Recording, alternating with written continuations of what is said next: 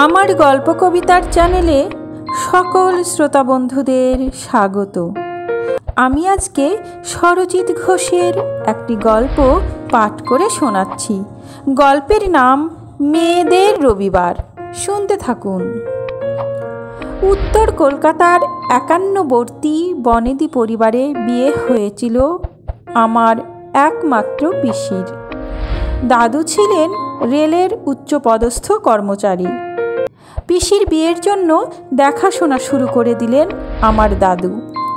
পিসির যখন বিয়ে হলো তখন আমি খুবই ছোট। মনে আছে, পিসিকে দেখতে এসেছিল একসঙ্গে 15 জন। এতজন দেখতে আসছে শুনে পিসি তো দারুণ ভয় পেয়ে গিয়েছিল। সকাল থেকেই খাওয়া দাওয়া বন্ধ করে বসে আছে। সে কি টেনশন পিসিকে বলতে শুনেছিলাম। আমি বাবা সেজেগুজে বসতে পারবো না, একসঙ্গে এতজন মানুষ আসবে, আমার ভয় লাগছে ভীষণ। বাবা, তুমি বরং আসতে মানা করে দাও। পিসির কথা শুনে দাদু বলেছিলেন, আমি ওনাদের কথা দিয়েছি বুবু, তাই আমার পক্ষে মানা করা সম্ভব নয়। আমার তো একটা মান সম্মান আছে। বুবু মানে আমার পিসি। ববিতা না বলে বাড়ি শুদ্ধ সমস্ত লোকজন বুবু বলেই ডাকত। আর আমিও কোনো দিন পিসিকে পিসি বলে ডাকিনি, আমিও বুবু বলেই ডাকতাম। যাই হোক, পিসি তো কোনোভাবেই রাজি নয়। আমার মাকে বারবার বলে যাচ্ছিল, ও বড় বৌদি, তুমি বাবাকে বুঝিয়ে বলো না একটু। মা শুনে বলেছিল, মাথা খারাপ নাকি, বাবার মুখের ওপর আমি কথা বলতে পারবো না। দাদুর কথাই শেষ কথা। বাড়িতে সব কিছুই দাদুর কথা মতোই হয়, তাই পিসির কথা কোনো মতেই টিকল না। আর দাদু পরে শান্ত মেজাজে পিসিকে বলেছিল, তাছাড়া তোমার বিয়ের বয়স তো হয়েছে, গ্রাজুয়েশন কমপ্লিট করে ফেলেছ, ওখানে না হোক বিয়ে তো অন্য কোথাও হলেও তো হবে, এক দেখাতেই তো বিয়ে হয়ে যাচ্ছে না। সেই সময়ে আমার পিসি ছিল বেথুন কলেজ থেকে পাশ করা সায়েন্স গ্রাজুয়েট। তখনকার দিনে বিয়ে মানে একটা ছোটোখাটো ইন্টারভিউ। কি জানি কী সব প্রশ্ন করবে। পিসির সে কি টেনশন। আসলে আমাদের বাড়িতে পিসি ছিল খুব আদুরে, বাবার থেকে 9 বছরের ছোট। আমার মা তো নানান টিপস দিয়ে যাচ্ছে পিসিকে। অবশেষে পাত্রপক্ষ দেখতে এলেন। দেখতে এসেই পিসিকে পছন্দ হয়ে গেল। দাদুও দেখলো একটা ভালো ফ্যামিলি, ছেলেও ভালো চাকরি করে, তাই আর দ্বিমত করলেন না। পিসির তো একটাই ভয়, অত বড় বাড়ি, তার উপর 51বর্তী পরিবার, জন্ম মৃত্যু বিয়ে 3 বিধাতা নিয়ে। বিয়ের কথা কেউ বলতে পারে না, কপালে যার সাথে লেখা আছে তার সাথেই হবে। শেষমেশ পিসির বিয়ে হয়ে গেল। পিসি যখন শ্বশুরবাড়ি চলে গেল আমি খুব কেঁদেছিলাম। পিসি আমাকে খুব ভালোবাসতো। খুব মন খারাপ হয়ে গিয়েছিল আমার। পিসিকে তো কিছুতেই যেতে দেব না। মনে আছে, আমাকে জড়িয়ে ধরে পিসিও খুব কেঁদেছিল। পিসি চলে যাবার পর থেকে মনটা খারাপ করতো ভীষণ। মনে হতো বাড়িটা কেমন ফাঁকা ফাঁকা। পিসির জন্য কদিন কেঁদেও ছিলাম। আমি কাঁদলে আমার মা বলতো, তোর বুবু তো কদিন পরে আবার এ বাড়িতে আসবে, মন খারাপ করিস না। বিয়ের পর প্রথম যেদিন পিসি আমাদের বাড়িতে এলো তখন তো আনন্দ আর ধরে না। বিয়ের পর কি সুন্দর লাগছে পিসিকে দেখতে। নতুন বিয়ে হলে সব মেয়েকেই সুন্দর দেখায়। দুপুরে খাওয়া দাওয়া সেরে ঠাম্মা, মা, কাকিমা সবাই ধরেছে পিসিকে তার শ্বশুর বাড়ির গল্প শোনার জন্য। যতই হোক, অত বড় বাড়ি, 51বর্তী পরিবার।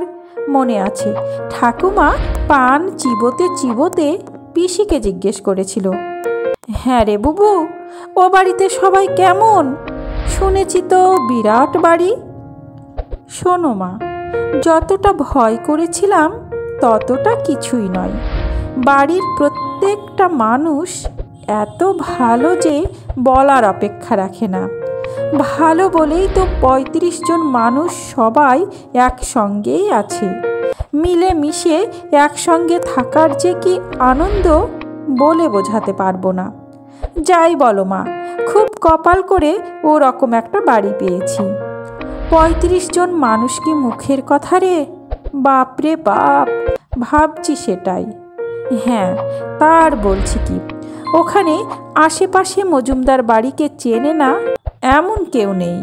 বাড়ির ছাদখানা তো বিশাল, বড় বড় ঘর, লম্বা দালান। সত্যি মা, এমন সুন্দর ফ্যামিলি পাওয়া খুব ভাগ্যের কথা। তোমাদের আসল কথাটাই তো বলা হয়নি, শুনলে আশ্চর্য হবে। এমন কথা শুনে পিসির মুখের দিকে সবাই তাকিয়ে আছে। তারপর পিসি বলল, জানো মা, আমার শ্বশুরবাড়ির একটা সুন্দর নিয়ম আছে। বউ ভাতের ২-৩ দিন পরের ঘটনা। বাড়ি থেকে সকাল আত্মীয় স্বজন চলে গেছে। আমি সকাল সকাল উঠে পড়েছি। বাড়িতে তখনও অনেকেই ঘুমোচ্ছে। ভাবলাম রবিবার, তাই হয়তো ঘুমোচ্ছে। আমি স্নান সেরে সোজা চলে গিয়েছি রান্নাঘরে। ও মা, গিয়ে দেখি আমার ডেপুটি ম্যাজিস্ট্রেট শ্বশুর একটা বড় হাঁড়িতে করে চা তৈরি করছে। আমি তো অবাক, উনি চা তৈরি করছেন দেখে জিজ্ঞাসা করলাম, এ কি, আপনি কি করছেন? শ্বশুর মশাই আমার দিকে তাকিয়ে বললেন, চা করছি বৌমা। চা আপনি কেন করছেন? এটা মোটেই ভালো দেখায় না। সরুন সরুন, আমাকে দিন, আমি করছি। শ্বশুর মশাই হেসে বললেন, না বৌমা, চা তো আমাকেই করতে হবে। কেন? আপনাকে করতে হবে কেন? ও তোমাকে তো বলাই হয়নি। এটাই আমাদের বাড়ির নিয়ম। আজ রবিবার, রবিবারগুলো সব কিছু একটু অন্যরকমই, তুমি দেখবে। কারণ বিয়ের পর তোমার এই বাড়িতে প্রথম রবিবার। এই রবিবারগুলোতে বাড়ির মেয়েদের সকলের ছুটি। আজ সকল মেয়েই দেরিতে ঘুম থেকে উঠবে। রবিবারের সমস্ত কাজের দায়িত্ব ছেলেদের। যেমন এই যে আজকের সকালে চা করার দায়িত্ব আমার। আমি চা করে সকলকে দেব। তারপর ঘর মোছা, রান্না করা, খেতে দেওয়া, বাসন মাজা, যাবতীয় সব কাজ আজ বাড়ির সকল ছেলেদের।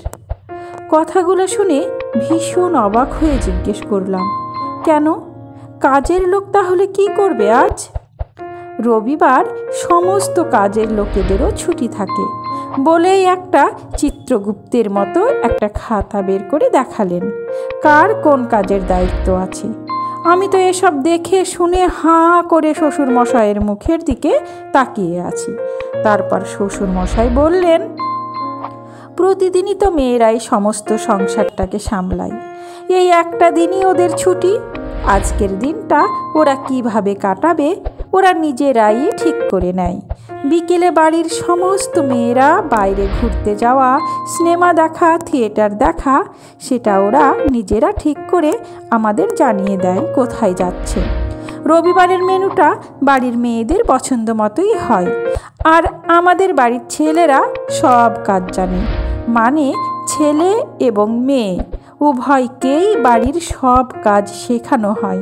শুধু মেয়েরা শিখবে, ছেলেরা শিখবে না, এমনটা হয় না। তা তুমি উঠে এলে, আর সে লাট সাহেব কোথায়?